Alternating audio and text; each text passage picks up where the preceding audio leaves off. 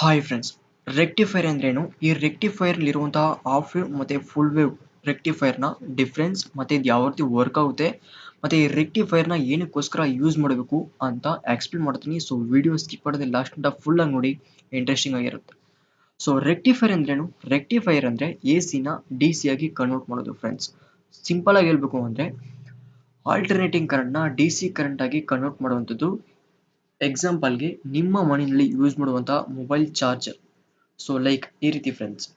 So ಇದು A C ಕರೆಂಟ್ನ D C current ಆಗಿ ಮೊಬೈಲ್ಗೆ ಕನ್ವರ್ಟ್ ಮಾಡಿ ಚಾರ್ಜ್ ಮಾಡುತ್ತೆ friends. Just example like laptop charger ಆಗಿರ್ಬೋದು. ಸೊ ಇಂತಹ ವಸ್ತುಗಳು ಎ ಸಿನ ಡಿ ಸಿ ಆಗಿ ಕನ್ವರ್ಟ್ ಮಾಡುತ್ತೆ ಫ್ರೆಂಡ್ಸ್. ಸೊ ಏನು ರೀಸನ್ಗೋಸ್ಕರ ಈ ರೆಕ್ಟಿಫೈರ್ ಸರ್ಕ್ಯೂಟ್ನ ಯೂಸ್ ಮಾಡಬೇಕು ಅಂದರೆ, ಸೊ ಎಲ್ಲರ ಮನೆಯಲ್ಲೂ ಕಾಮನ್ ಆಗಿ ಡಿ ಸಿ ಸಪ್ಲೈನ ಯೂಸ್ ಮಾಡ್ತಾರೆ, ಎ ಸಿ ಸಪ್ಲೈನ ಕೂಡ ಯೂಸ್ ಮಾಡ್ತಾರೆ. ಸೊ ಎರಡೂ ಕೂಡ ಮಿಕ್ಸ್ ಮಾಡಿರ್ತೀವಿ. ಸೊ ಆಲ್ಮೋಸ್ಟ್ ಎಲ್ಲ ನಮಗೆ ಬರುವಂತಹ power supply A C supply ಆಗಿರುತ್ತೆ, ಡಿ ಸಿ ಸಪ್ಲೈ ಎಲ್ಲೂ ಸಿಗಲ್ಲ.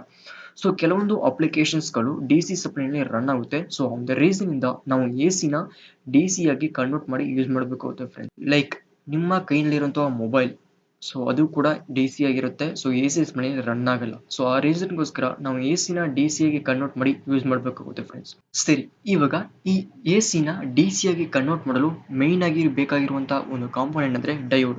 ಸೊ ಈ ಡಯೋಡ್ ಬಂದು 2 ಟರ್ಮಿನಲ್ ಇರುತ್ತೆ. ಒಂದು ಬಂದು ಆ್ಯನೋಡ್ ಮತ್ತೆ ಇನ್ನೊಂದು ಬಂದು ಕ್ಯಾಥೋಡ್. ಸೊ ಆ್ಯನೋಡ್ ನ ಪಾಸಿಟಿವ್ ಅಂತ ಕರಿತೀವಿ, ಕ್ಯಾಥೋಡ್ ನ ನೆಗೆಟಿವ್ ಅಂತ ಕರಿತೀವಿ.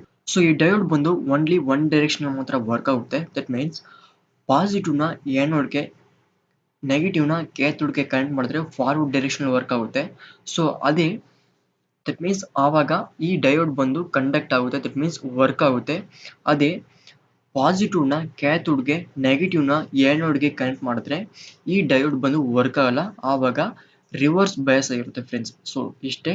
ಸೊ ಒನ್ಲಿ ಈ ಡಯೋಡ್ ಫಾರ್ವರ್ಡ್ ಬಯಾಸ್ ನಲ್ಲಿ ಮಾತ್ರ ವರ್ಕ್ ಆಗುತ್ತೆ.